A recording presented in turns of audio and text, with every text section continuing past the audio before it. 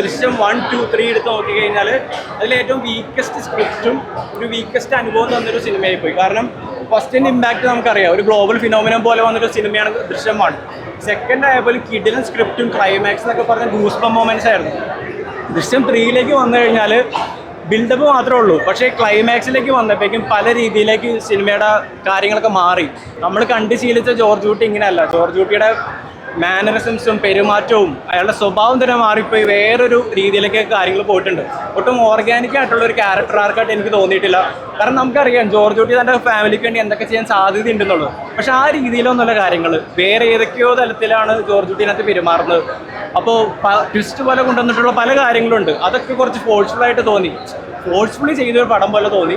കുറച്ചും കൂടി സമയം എടുത്തിട്ട് കുറച്ചും കൂടി വർക്ക് ചെയ്തിട്ട് നല്ലൊരു ട്വിസ്റ്റ് അല്ലെങ്കിൽ നല്ലൊരു ഇമ്പാക്റ്റ് ഉള്ളൊരു ക്ലൈമാക്സ്, അതിൽ കുറച്ച് കാര്യങ്ങളൊക്കെ വളരെ അടിപൊളി കാര്യങ്ങളൊക്കെ ഉണ്ട്, ഒട്ടും ഇല്ല എന്നല്ല ഞാൻ പറയുന്നത്. പക്ഷെ എങ്കിൽ പോലും ആ ഒരു ഇമ്പാക്റ്റ് പേഴ്സണലി എനിക്ക് ഈ ഒരു സിനിമയിൽ നിന്ന് കിട്ടിയില്ല.